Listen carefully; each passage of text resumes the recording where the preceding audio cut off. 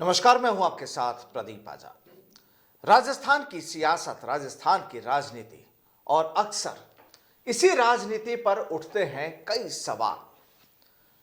कहना ये नहीं कि राजनीति गलत होती है या सियासत गलत होती है, ऐसा नहीं है, लेकिन कई बार मसले वो हो जाते हैं कि जहां पर सवाल भी उठते हैं। अब देखिए, जिस तरीके से कांग्रेस में और बीजेपी की भी बात करेंगे, कांग्रेस में पिछले कुछ दिनों से लगातार नेताओं के मुंह पर जो लॉकडाउन लगाया गया था, क्योंकि राजस्थान में राहुल गांधी की भारत जोड़ो यात्रा चल रही थी।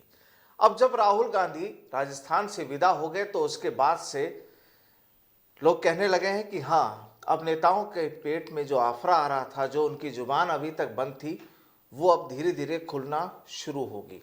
और इसका जो उदाहरण है वो हाल ही में 2 दिन पहले हरीश चौधरी के बयानों से सामने भी आ गया। दूसरी तरफ राजस्थान के मुख्यमंत्री अशोक गहलोत का मन है कि वो जनवरी में राजस्थान का बजट पेश करे, और जाहिर सी बात है कि जब राजस्थान का बजट पेश होगा तो चुनावी बजट होगा, आखिरी बजट है इस सरकार का, और यहाँ पर बजट में युवाओं के लिए बात होगी, किसानों के लिए बात हो सकती है, महिलाओं के उत्थान के लिए बात हो सकती है। लेकिन जब यूथ की बात करते हैं तो सवाल कई होते हैं, क्योंकि देखिए, कल जिस तरीके से सेकंड ग्रेड टीचर्स का जो जीके का जो पेपर था, जो कल शनिवार सुबह 9 बजे जो होना था, वो जब पेपर लीक हुआ तो जाहिर सी बात है कि हंगामा बरप पड़ा। सरकार को कटघरे में खड़ा कर दिया गया कि आखिर ऐसा क्यों, क्योंकि ये पहली दफा नहीं, इससे पहले भी इस तरह की कई तस्वीरें सामने आ चुकी है। बहरहाल आज इन्हीं मुद्दों पर चर्चा होगी कि राजस्थान में आखिर राजनीति क्या है, किस तरीके का राजनीति का मौसम चल रहा है, क्या वाकई सरकार को यूथ अब कटघरे में खड़ा करने लगा है।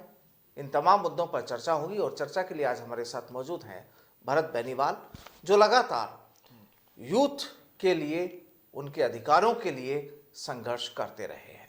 भरत जी, बहुत बहुत स्वागत है आपका हमसे जुड़ने के लिए। और चूंकि यूथ से जुड़े हैं, यूथ के लिए लगातार आप काम करते रहे हैं, अभी तक लड़ाई कर रहे हैं, क्या माना जाए कि वाकई सबसे पहला सवाल तो ये कि राजस्थान में जो राजनीति चल रही है उस मौसम का मिजाज आपको कैसा लग रहा है? जी, राजस्थान में जो राजनीति चल रही है, केवल ही राजनीति चल रही है। मतलब विकास कार्य, डेवलपमेंट ऑफ राजस्थान, विजन क्या होने चाहिए, उन पे किसी को कोई मतलब नहीं है। उनसे ना किसी को मतलब है, ना किसी का उस पर ध्यान है, क्योंकि जनता को क्या है, डाइवर्ट करने के लिए और सब तरीके से खेल करने के लिए इन्होंने काम कर ही रखे हैं। 4 साल से मुख्यमंत्री जी हैं, वो तो कुर्सी को ऐसे पकड़ के बैठे हैं कि कोई छुड़वा नहीं ले मेरे से कुर्सी। तो मतलब उन्होंने तो पकड़ लिया उस कुर्सी को, और कुर्सी ही पकड़ के रखनी है, चाहे उसके लिए थोथी घोषणाएं करनी पड़े। बेवकूफ़ बनाने के लिए, युवाओं के लिए कुछ अभी ये 2-5 दिन में और भी बड़ी बड़ी घोषणाएं कर देंगे। खूब घोषणाएं कर रहे हैं, दमादम घोषणाएं कर रहे हैं, लेकिन फुलफिल कुछ नहीं हो रहा। जो धरातल पे कुछ भी नहीं है। मतलब युवाओं के लिए बड़ी बड़ी भर्तियों की घोषणा, इस बार युवा मिलते हैं। अब इस बार तो साहब ने बहुत भर्तियां निकाली हैं, सीएम साहब ने। कुछ एक युवा ऐसे भी बोलते हैं, हालांकि ज़्यादातर को पता है 80% को, लेकिन 20% युवा यूं सोचते हैं कि बहुत भर्तियां निकाली इस बार। भर्तियां तो निकाली हैं, भर्तियां तो 2013 में भी निकाली थी जाते जाते, लेकिन जाने से 6 महीने पहले निकाली, सारी डूब गई। आधे से ज़्यादा भर्तियों की पूरी तरह से ऐसी तैसी हो गई। जितनी भी वैकेंसीज आती हैं वो 2013 और 2018 में आती हैं, और वो सारी अटकी पड़ी हैं। क्यों? क्योंकि जाते जाते सरकारें निकालती हैं युवाओं को बेवकूफ़ बनाने के लिए, इनको वोट चाहिए उसके लिए। लेकिन इस बार गहलोत साहब ने पहले ही निकाल दी, 1.5 साल पहले ही अभी भर्तियां निकाली खूब। क्यों निकाली, उसका रीजन भी मैं आपको बता देता हूँ। क्योंकि राजस्थान में केवल चल ही राजनीति रही है, अपनी यही बात चल रही थी। राजनीति ये कि सीएम पद को बचाना है तो युवाओं को डाइवर्ट करो। युवाओं को डाइवर्ट, जैसे युवाओं को भी सरकार होटलों में पड़ी थी, सरकार बार बार होटलों में जा रही है, कभी कहीं अपनी सरकार बचाने के प्रयास चल रहे हैं अशोक गहलोत जी के, कि भी हाँ सरकार हमारी मतलब आपका इशारा गहलोत वर्सेस पायलट की जो कहानी चल रही है उस पर है? बिल्कुल बिल्कुल, यही चला है 4 साल में। सबसे मेन बात तो 4 साल में चला ही यही है। क्योंकि हम लोग जब आंदोलन किया करते थे पिछली सरकार में, तब गहलोत साहब तो शायद स्टेटमेंट तो भले ही आ जाता होगा, बाकी हम लोग पायलट साहब के पास भी जाते थे अपनी जो समस्याएं थी उनको बताने के लिए। हाँ, उन्होंने ग्राउंड लेवल पे उस वक्त काम भी किया था। लेकिन जो समस्याएं थी, अब पायलट साहब के पास जाते हैं तो पायलट साहब भी ये कहते हैं मैं क्या करूं भाई, मेरे पास अभी पावर नहीं है, तो आप लोगों, मैं प्रयास करूंगा। हालांकि वो लेटर वगैरह भी लिखते हैं हमारे लिए, और हम गहलोत साहब से मिलना चाहते तो उनको ब्यूरोक्रेसी के ऐसे कुछ लोग हैं जिन्होंने ऐसे घेर रखा है कि जैसे खुद ही सीएम हो, जैसे कुलदीप रांका जी हैं। कुलदीप रांका जी तो खुद अपने आप में सीएम है, उनको सीएमओ में जैसे बैठक के लिए, अब अपॉइंटमेंट लेने के लिए कुलदीप रांका जी से मिलना कोई मजाक नहीं है। आज राजस्थान में आप मुख्यमंत्री जी से मैं मिल लिया, मुख्यमंत्री से 4 बार मिल लिया मैं इन दिनों में, लेकिन जो कुलदीप रांका जी से है उनसे आप मिलके दिखा दो, इतने आसान नहीं है। उनसे मंत्री नहीं मिल पा रहे, मंत्री अशोक चांदना जी, उन्हीं का स्टेटमेंट आया था थोड़े दिन पहले कि भाई कुलदीप रांका जी तो अपने आप में सीएम है, हम लोगों की तो कुछ चलती नहीं है, हम तो सिर्फ डम्मी है। मंत्री कह रहे हैं ये बात कि हम तो डम्मी हैं। यही हालत चिकित्सा मंत्री जी की है, यही हालत शिक्षा मंत्री जी। जो मंत्री इनके सिर्फ डम्मी बन के बैठा रहेगा और हाँ में हाँ जी सर जी करता फिरेगा, सिर्फ उन्हीं को ये लोग आगे रखते हैं। जो ब्यूरोक्रेसी है जैसे आईएएस लेवल की, तो वो गहलोत साहब ने अपनी बिठा दी, जो मंत्री इनके खिलाफ के हैं उसमें आईएएस लेवल की जो ब्यूरोक्रेसी है वो इन्होंने अपने हिसाब की बिठा दी। तो युवाओं का काम होगा कहां से, किसानों का काम होगा कहां से, महिलाओं का काम होगा कहां से, राजस्थान का डेवलपमेंट होगा कहां से? क्यों? क्योंकि मंत्री अगर चाह रहा है कि ये काम करूं तो उसको वो आईएएस रोक के पटक देगा। और अगर मान लो दोनों ही कॉम्बिनेशन के आ गए, यानी मंत्री जी का खास व्यक्ति है अगर मंत्री बना हुआ है जो सीएम साहब का खास है, और तो चलो मान लो कि भी आईएएस भी उसका ही बिठा लिया उसने, तो वो अगर करना चाहता है तो फिर पॉलिटिक्स इतनी हावी है कि भाई मान लो जो दूसरा गुट है वो इन पे हावी हो जाता है। तो मतलब कोई भी काम प्रॉपर तरीके से होने का संभावना ही नहीं है राजस्थान में। जो चल रहा है वो बहुत घटिया चल रहा है, रोज गैंगवार हो रहे हैं, इतने ओपन गैंगवार कोई भी नहीं बोलेगा क्योंकि डरते हैं ना सब कि गैंगस्टर्स के खिलाफ बोलना कोई मजाक थोड़ा ना होता है, तो वो बोलने से डरते हैं सब लोग।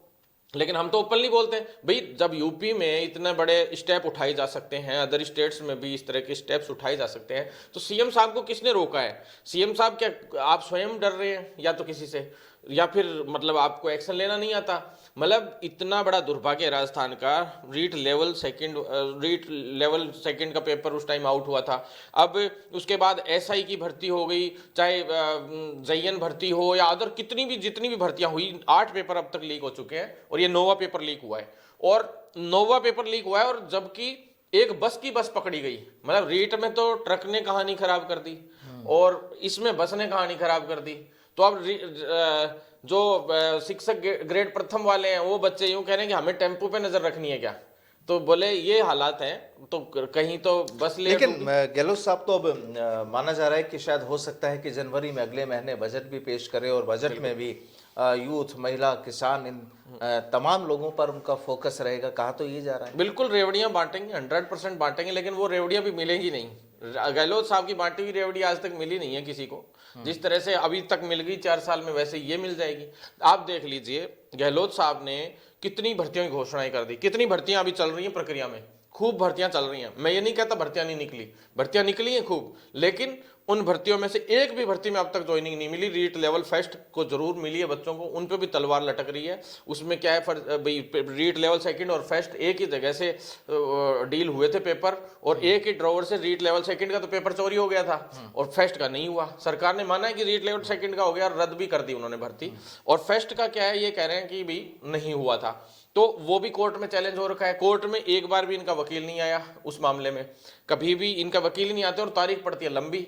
तो कल को ये मान लो रद्द करते हैं तो लोग सुप्रीम कोर्ट जाएंगे और वहां से सीबीआई जांच की मांग कर सकते हैं लोग इसी आधार पे, और इस भर्ती पे तलवार लटक सकती है। तो ये रद्द भी नहीं कर रहे तो सुनवाई भी नहीं आ रही। 10 मिनट की सुनवाई हो जाए तो उसमें भी शायद इनकी जो सच्चाई हो सामने आ जाए इसमें रीट लेवल फर्स्ट में। तो हालात ये है, बड़ी बड़ी घोषणाएं होंगी, महिलाओं के लिए भी होंगी, किसानों के शिक्षा, चिकित्सा और मूलभूत आवश्यकताओं के लिए भी होंगी, किसानों के लिए भी खूब हमने मांगे रखी थी। किसान परिवार से ही आता हूं मैं, तो जो जितने भी लीडर्स हैं उन्होंने काफी अच्छे से मांग भी रखी थी। हम भी गए थे 1-2 आंदोलनों में किसानों के में, तो सरकार को जो बिल थे किसानों के वो तो दिख गए, चलो ठीक है, किसानों के बिल गलत थे सही थे वो तो समीक्षा बैठकें होकर वो जिस तरह से भी क्लियर होगा मामला, लेकिन भाई इन्होंने गलत बताए थे, ठीक है गलत है मान लिया। लेकिन राजस्थान में भी किसानों के लिए क्या हो गया ये बताइए ना आप। मेरे को ये बताइए कि ठीक है केंद्र सरकार के खिलाफ हम मोर्चा खोलते हैं, हम तैयार हैं, आगे से आगे खड़े होने के लिए तैयार, लेकिन हम किस बेस पे जाए? राजस्थान में किसानों का कौन सा भला हो गया? ये बताइए राजस्थान में किसानों का एक भी 1 2 3 4 5 6 7 8 9 10 ऐसे गिन देना। राहुल गांधी जी ने यही कहा था कि 10 गिन देना, 10 गिनते ही किसानों का कर्ज माफ। भैया किसानों का कर्ज माफ भी नहीं करवाना राहुल गांधी जी, आप ये बात जो है इसका कुछ छोटा मोटा हिस्सा ही काम कर दो आप। दूसरा आप ये कर दो ना, आप ऋण माफ मत करो, आप ऋण के लायक बनने ही क्यों दे रहे हो किसान को? किसान को इस तरह से डेवलप करो ना कि उसको ऋण लेने की आवश्यकता ही नहीं पड़े, इतना मजबूत कर दो आप। तो क्या सरकारें हैं वही फिक्स ढर्रों पे चलती आ रही हैं, वही लास्ट में अब ये मुद्दे भी रीट का भी अब थोड़े दिन में दब जाएंगे, और ये आरपीएससी सेकंड ग्रेड वाला जो पेपर हुआ टीचर्स का ये भी दब जाएगा, सारे पेपर सब दब जाएंगे थोड़े दिन में जब टिकटें बटेंगी। ये जाट है, ये राजपूत है, जाट को यहाँ से टिकट दे दी, यहाँ सेकंड नंबर पे जिस जाति का बाहुल्य, अच्छा तुम राजपूत को दे दो, वो गुजर को दे देगा, ये मीणा को दे देगा, वो SC ST को दे देगा, वो जनरल को दे देगा। टिकटें इस तरह से बांटेंगे। और जब ये युवा जो है ना, जो युवा आज शिकार हो रहा है इन सब चीजों का, वो खुद जिम्मेदार है इस चीज का। क्यों जिम्मेदार है उसको मैं आपको बता देता हूं। ये लास्ट में वोट किस हिसाब से डालेंगे, यार वो फलाना तो मेरे रिश्तेदार है, उसको तो डालना ही पड़ेगा वोट, चाहे वो गैंगस्टर क्यों ना हो। ऐसे ऐसे गैंगस्टरों के मैं आपको नाम बता दूंगा पूरे राजस्थान में विधानसभा क्षेत्रों से, जिन्होंने चुनाव लड़े और उनको इन्होंने चुनाव जिता दिए, और कई जगह पे तो निर्दलीय 30-30 हजार वोट डाल दिए लोगों ने गैंगस्टर्स को। मतलब जो थोड़े दिन पहले किसी गैंगस्टर की मौत हो गई, उसकी हत्या कर दी गई, उस गैंगस्टर की हत्या के बाद सोशल मीडिया पे जो पोस्टें डाली जाती हैं, मैं युवाओं को देख के मतलब इतना दिमाग खराब हुआ कि यार ये क्या, कहाँ जा रहा है मेरा युवा, कहाँ जा रहा है मेरा देश, कहाँ जा रहा है मेरा राजस्थान।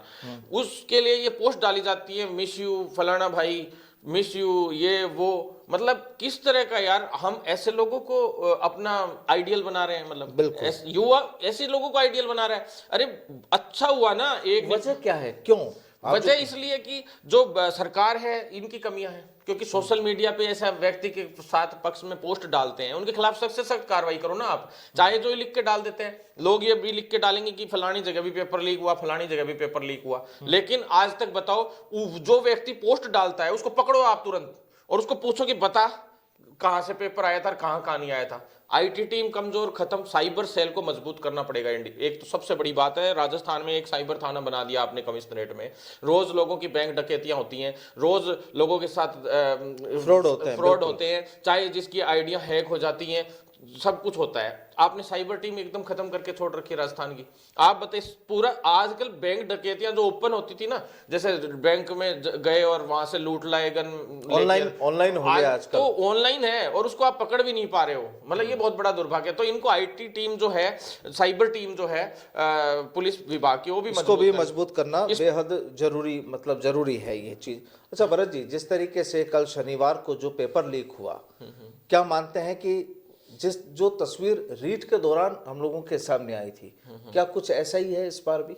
जी बिल्कुल वैसा ही है, रेट के दौरान हुआ वही हुआ है। लेकिन ठीक है, ये अच्छी बात है कि पहले पकड़ा इन्होंने। मैं तो ये खुशी की बात भी मान रहा हूँ इसमें कि इन्होंने चलो पहले ही पकड़ लिया पेपर लीक होने से पहले। पिछली बार तो पेपर भी हो गया था और काफी मशीनरी का वेस्टेज भी काफी हुआ था, और मशीनरी का तो वेस्टेज अभी भी है। सेंटर्स बुक थे ही, सारे काम हुए ही हैं, पेपर वहां तक पहुंच ही गए, सारे काम तो वहां के हो गए, आधे काम तो हो लिए लगभग, और वो गाड़ियां वापस उन पेपरों को लेके भी आएंगी, सारा काम भी हो गए, सब कुछ होगा। लेकिन बच्चे परेशान भी हुए हैं, आधे बच्चे तो बेचारे रात को आके सेंटर्स के हिसाब से भी नजदीक में रूम ले लिए, किसी ने किराए पे, कोई कहीं रुका हुआ है, कोई कितना परेशान हुआ है, दूर दूर से सेंटर। अच्छा, अब अगले साल राजस्थान में विधानसभा चुनाव होने वाले हैं, तो फाइनली उनको देखते हुए आपको क्या लगता है?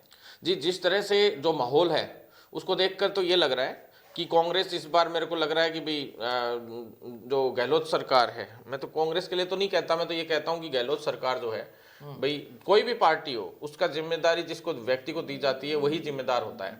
और जैसे अब मान लो आम आदमी पार्टी है, तो उसका कल को नेगेटिव होता है तो उसको केजरीवाल जी को जिम्मेदारी दी जाएगी। बीजेपी है तो बीजेपी को जो चलाने वाले मोदी जी है तो मोदी जी को जिम्मेदारी दी जाएगी। इस तरह से जो मुखिया होते हैं उन्हीं को जिम्मेदारी दी जाती है, और चाहे वो राष्ट्रीय अध्यक्ष हो या पदाधिकारी जो मेनली डील कर रहा है, उन्हीं लोगों को उसकी जिम्मेदारी दी जाती है। अब जो जिम्मेदार व्यक्ति होता है वो व्यक्ति अपनी जिम्मेदारियों को बखूबी नहीं निभा पाए और इतनी नेगेटिव छवि हो जाए उसकी कि वो व्यक्ति फिर आगे उसको पनपा ही नहीं पाए, तो फिर वो बहुत नेगेटिव हो जाता है। वही आज मैं मेरे डिपार्टमेंट को लीड करता हूं तो मेरे हाथ में बहुत कुछ है कि मैं इस डिपार्टमेंट की छवि खराब होने देता हूं, मैं कितना अच्छा इस डिपार्टमेंट से काम करवाता हूं। जो व्यक्ति है उसको खुद को जिम्मेदार होकर काम करना क्या पड़ता लगता है कि मुश्किल है 2023 के लिए कांग्रेस के लिए? मुश्किल नहीं, जिस तरह से स्थिति है उस तरह से तो नामुमकिन हो चुका है पूरी तरह से। कांग्रेस की स्थिति बहुत खराब है। अब बजट ये घोषणा करेंगे, कल मुख्यमंत्री जी लगातार कह रहे हैं कि हम युवाओं से पहले राय मशवरे लेंगे, भाई वो हमें सुझाव देंगे, उसके बाद हम युवाओं के लिए बजट पेश करेंगे। अब इन्होंने सुझाव लिए हैं, कल परसों सुझाव लिए हैं। जैसे कल तो पेपर लीक हुआ था और परसों परले दिन मीटिंग हुई थी वो, तो उस मीटिंग में जो है सुझाव लिए थे। और सुझाव लिए किससे? जो इनके गिने चुने, जो जैसे एनएसयूआई के गिने चुने पदाधिकारी हैं या कुछ एक लोग हैं जो इनके खास लोग हैं, उनसे सुझाव ले लिए, बस हो गया। अरे भैया, आपको सुझाव लेने चाहिए थे युवाओं से। आप ऑनलाइन भी और सुझाव लीजिए। ऑनलाइन का भी हमने इनको बताया था, इन्होंने चलाया भी था 1-2 दिन का वो सिस्टम, लेकिन वो उस तरीके से सुझाव लेने की बात नहीं थी। जितने भी चलो लीड करते हैं उनको भी मत बुलाइए, आप तो युवाओं को बुलाइए कि भाई ये युवा हमने सेलेक्ट किए हैं। अच्छा भरत जी, क्या ठीक है, कांग्रेस की तो चलिए इतनी खामियां हैं, तमाम चीजें हैं, सरकार है, जिम्मेदारियां बनती है, कहीं फेल कहीं पास, लेकिन जब विपक्ष के तौर पर इस समय भारतीय जनता पार्टी राजस्थान में, क्या लगता है कि वाकई हमारा विपक्ष मजबूत है? जी नहीं, विपक्ष ने भी कोई ज्यादा विशेष मजबूती से मांगे नहीं उठाई, कोई भी मुद्दे को ढंग से नहीं भुना पाया विपक्ष। जिस तरह से चल रहा है आपसी, जो जिस तरीके से कांग्रेस आपस में लड़ाई से और गुटबाजी से गुजर रही है, उसी हालात में बीजेपी भी गुजर रही है। आपस में गुटबाजियां चल रही हैं और इसी तरह से चलती रही तो मेरे को लग रहा है राजस्थान में कांग्रेस से बुरी हालत तो बीजेपी की भी हो जाएगी, इस तरीके से ही चलते रहे तो ये बहुत बड़ा, मतलब एक जो अदर पार्टीज है वो भी विपक्ष की भूमिका नहीं निभा पा रही हैं। मतलब जितने भी हैं एक आध स्टेटमेंट दे देते हैं, छोटा मोटा डेमो अपना जरूर बना लेते हैं अदर पार्टीज जो है, कांग्रेस, बीजेपी और इनके अलावा भी कुछ पार्टियां हैं जो आजकल काम करने की कोशिश कर रही हैं राजस्थान में, लेकिन वो भी सिर्फ डेमोबाजी कर लेती हैं। एक आध बार भी वीडियो डाल दिया, कोई फोटो डाल दी या कुछ ट्वीट लिख के डाल दिया, कोई छोटा मोटा प्रदर्शन कर दिया, बस इससे ऊपर धरातल पर कुछ नहीं, कोई भी धरातल पे नहीं है, चाहे कोई सी पार्टी ले लो आप। और युवा परेशान है, फिर युवाओं को लीड करने वाले ऐसे आ जाते हैं जो सरकार के चेले चपाटे रहते हैं आधे से ज्यादा। वो अब थोड़े दिन में सीबीआई की जांच हो जाएगी इसमें, फिर थोड़े दिन में जो पेपर लीक हुआ था कल आरपीएससी वाला 2nd ग्रेड वाला, उसमें सेम रीट वाली सी कहानी वो आके रह जाएगी। फिर थोड़े दिन में इसमें पद बढ़ाने की बात आ जाएगी, जबकि कोई लेना देना ही नहीं है इस बात का। पद बढ़ा तो खैर बढ़ाने चाहिए सरकार को। कुल मिलाकर सरकार की कहानी आसान नहीं है। जिस चौराहे पर आज सरकार है, और अगर बात यूथ की, महिलाओं की, किसानों की, बेरोजगारों की जब की जाती है, तो यहाँ पर जो तमाम जो तस्वीरें सामने आती हैं उसमें कितना सही है और कितना गलत है ये बिल्कुल पब्लिक डोमेन में नजर आता है। बात करें अगर विपक्ष की, तो यहाँ पर विपक्ष भी कोई ज़्यादा मुद्दे उठाने में या सरकार पर हावी होने में लगता है कि कामयाब पूरी तरह से नहीं हो पाया। जाहिर सी बात है कि अगले साल चुनाव है और चुनावी तैयारियां हैं, और अब जो बजट आएगा वो भी चुनावी बजट होगा, घोषणाएं होंगी, लगातार होंगी। लेकिन कहानी केवल इतनी सी कि जो आम आवाम है, जो यूथ है, जो महिला है, जो किसान है, उनको असल में धरातल पर असलियत में मिलेगा क्या, ये एक बहुत बड़ा सवाल है, और सरकार पर यह सवाल बेहद मजबूती के तौर पर खड़ा हो जाता है। बहरहाल बहुत बहुत शुक्रिया भरत जी हमारे साथ जुड़ने के लिए। फिर मुलाकात होगी, आज के लिए फिलहाल इतना ही। नमस्कार।